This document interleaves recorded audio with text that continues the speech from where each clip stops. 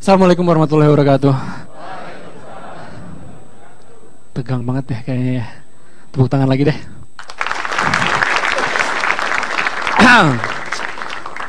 Musim hujan. Tadi gue kesini macet. Kebayang dong, habis minum air banyak, hujan, terus kena macet.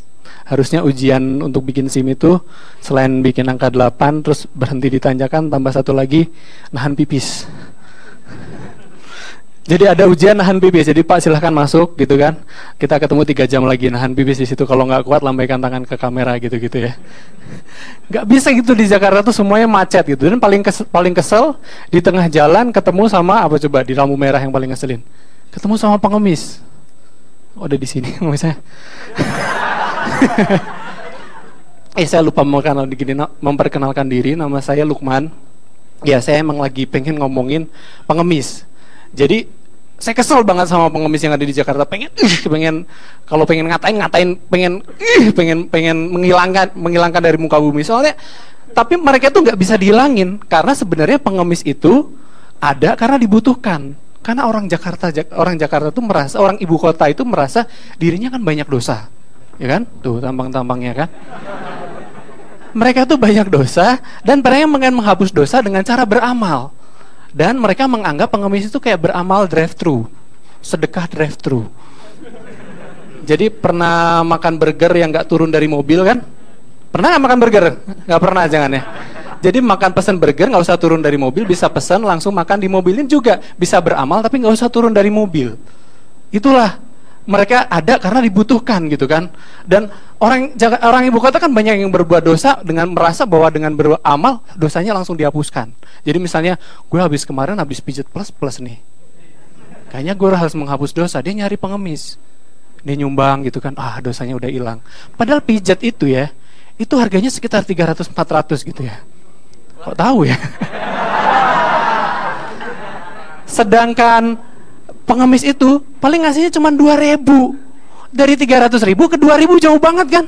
Tapi nggak bisa dipungkiri juga karena memang di atasnya juga kayak gitu. Banyak banget bapak-bapak itu yang membangun masjid harganya ratusan juta padahal korupsinya puluhan miliar gitu ya.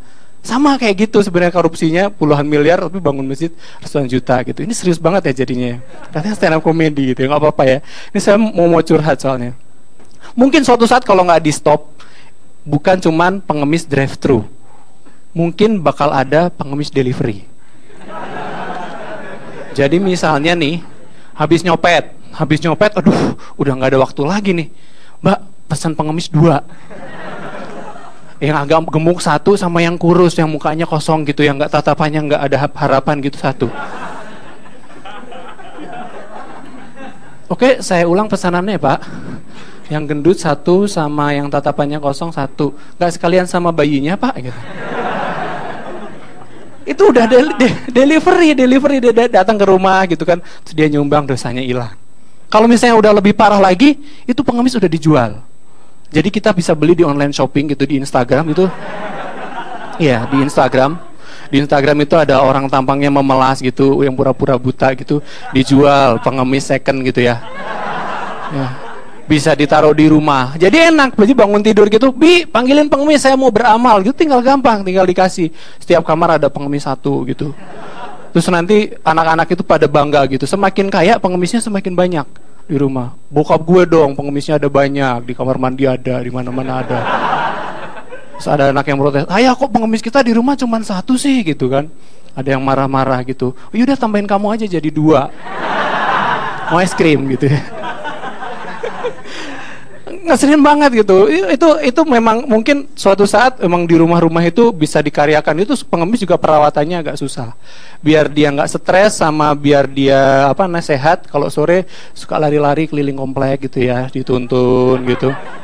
Setiap bulan dibawa ke salon khusus pengemis biar tampangnya terawat dekilnya gitu ya. Dia nggak boleh terlalu bersih, juga nggak boleh terlalu kurus gitu kan. Terus di rumah bisa sekalian buat jaga kalau ada maling gitu, tulisannya awas pengemis galak gitu ya. Terus tadi ibu-ibu itu juga di komplek udah pada udah membudaya gitu. Terus nanti bakal bilang, jeng pengemis di rumah saya udah mulai kurang ajar gitu. Udah nggak mau masakan rumah, dia maunya makanan kalengan gitu. Ya, pengemis di rumah saya juga udah kayaknya udah mau minta kawin. Tiap saya pulang pasti keliling-keliling terus dusel-dusel di kaki saya gitu ya. Ini pengemis apa? Tapi saya sebenarnya lagi pengen ngatain mereka karena mereka tuh ngeselin banget gitu ya. Mereka tuh nggak kerja tapi pengen minta duit banyak gitu. Kayaknya dengan adanya pengemis delivery dan pengemis in-house ini kita membantu pemerintah supaya di jalan-jalan nggak ada lagi pengemis. Setuju nggak? Ada yang mau di rumah saya? Boleh hubungi nanti ke produser, nomor telepon saya ada kalau mau jadi pengemis di rumah saya. Dipekerjakan nanti ya. Terus nanti sebenarnya biar pengemis ini sebenarnya kalau kayak PSK kan ada yang dilokalisasi ya, karena biar nggak di pinggir jalan, jadi dikumpulin di suatu tempat. Sebenarnya pengemis juga bisa dikumpulin di suatu tempat gitu ya. Caranya ngumpulin gampang, mirip burung merpati. Burung merpati kan kalau dikasih jagung dia bakal datang sendiri kan. Jadi kita kalau punya receh itu disebar aja gitu di satu tempat, kerincing nanti pengemis pada datang.